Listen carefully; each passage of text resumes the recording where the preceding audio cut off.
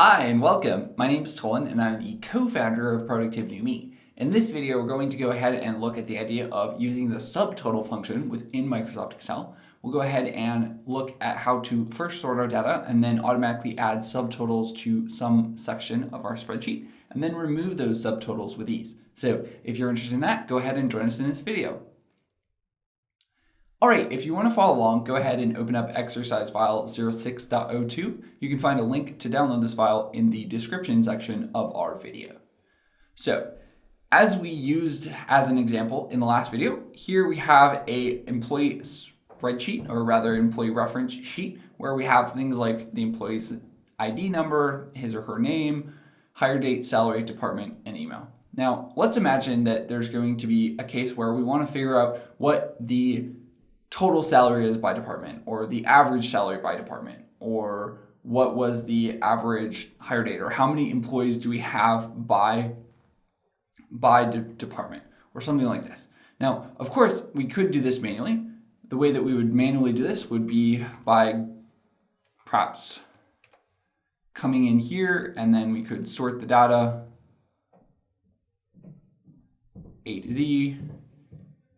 Let's go sort A to Z. So we sort it by the department. And then we could come in here and we could manually insert cells.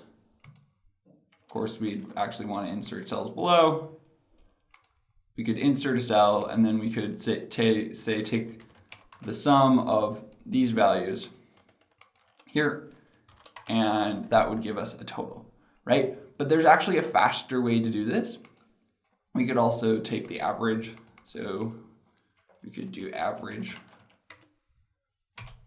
There's different ways to do this, but imagine that our data set was a lot larger than 22 people. So if we wanted to do this much more quickly, we would first, again, sort the data. So I'm gonna hit Control Z to undo all of these steps. Okay, step one, go ahead and sort your data. Now you can sort your data by right-clicking in that column and then going to sort like I did here. Or to undo that, you could also come up here and go to sort A to Z. It doesn't matter if you sort it A to Z or Z to A, but we want all of the departments or all of the individual groups that we're going to create subtotals for to be aligned either in ascending order or descending order. So we've sorted it by department, and now we want to figure out what are the total salaries per department or by department. Step two is to go to the Data tab, and we're going to use something called the subtotaling tool. Now, the subtotaling tool is found on the Data tab. We'd go to the outline group here, and then the third choice is going to be subtotal. And subtotal will allow us to quickly calculate rows of related data by inserting subtotals and the totals. So we click this icon, and it launches the subtotal dialog box. Now, here we're going to have a couple of different choices. We're going to look for changes in what? Now, we could look for changes in employee ID. We could look for changes in salary, but we want to find the totals for department. So we would essentially go pick department.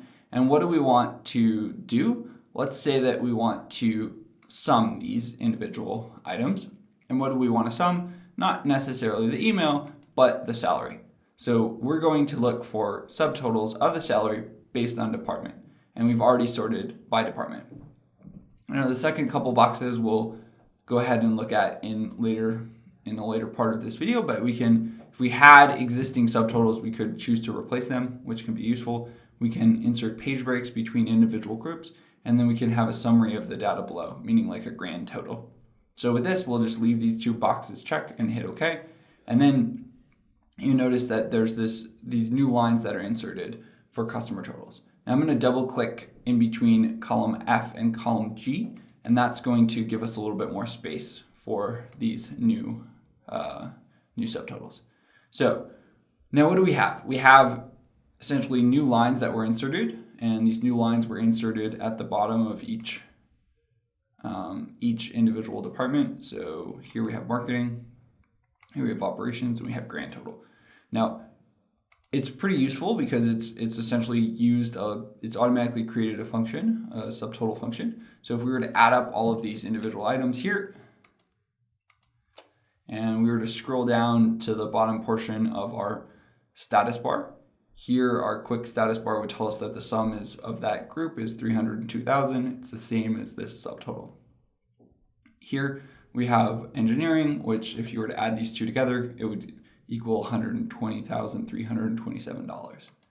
Now what's cool is the subtotaling functionality within Microsoft Excel will give us these little things called outlines. So outlines can be really useful in that they will give us a quick high-level view of the different individual components. So if we just wanted to find the grand total of what are all the salaries of our employees on the department, well, our total salary, our total payroll is about $1.4 million. Now, if we click here on the second icon will give us subtotals by department. So our total salary or our total payroll for customer relations is 302,000, maybe 303 if you round up. This engineering total is 120,000, 409, 327, so on and so forth. Now we can go ahead and click this third icon, and that would expand all of the three different levels. So we can either click these individual icons or we can click the little plus signs here. And when we click the plus signs, it would pop out just that subgroup. So here we have just the customer relations. Maybe we don't want to see that anymore. Okay, we're like, well, how much is made up by each individual marketing person? Well, if we wanted to find that, we would click this little plus sign here and open up the marketing. We can see who's in the marketing and how much they're making and so on and so forth. Now, if we wanted to remove the subtotals, the way that we would do that would be go back to the data tab. You can go to subtotals and then you can say, click this icon here, remove all, and that would essentially remove that formatting of the subtotals. Then we go back to our original list. So in summary, what you want to be sure to do is go ahead and sort your department. So let's do this again. So let's say that we wanted to go ahead and create a category where we wanted to figure out how many people are in each department. The way that we can do that would be, let's just go ahead and sort. So we go here, let's sort Z to A this time, and then we would go to the data tab. Once we're in the data tab, we go to subtotals, and rather than do count, rather than do sum, let's do count. And let's see how many individual people have salary. We'll hit OK. And we know that there are 4 people in the operations, 5 people in marketing, 6 people in finance, 2 people in engineering, and there are 22 employees total. If we wanted to change that up, we could click subtotal, and then we're going to replace our current subtotals, but let's take the average. Let's see what the average salary is. We hit OK, and the average salary of these individuals here is essentially 69,000. Here the average for marketing is 65, finance is 68, so on and so forth. We could even do something like find the minimum or maximum. If we wanted to do that, we would go to subtotal. We're going to stay by sorting department. We're going to look at the salary, and let's look at the maximum salary. If we were to look at the maximum salary in operations is 74. We can verify that. That's the largest. The largest salary in marketing is $74.99. Seems to be correct. Finance at 72. Seems to be correct. So on and so forth.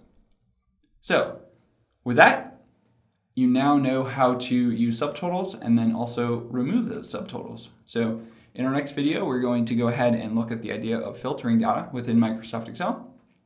Similar to the idea of sorting data, but a couple additional things that we will want to consider together. So join us for that in the next video, and we'll see you again soon. Thanks for watching.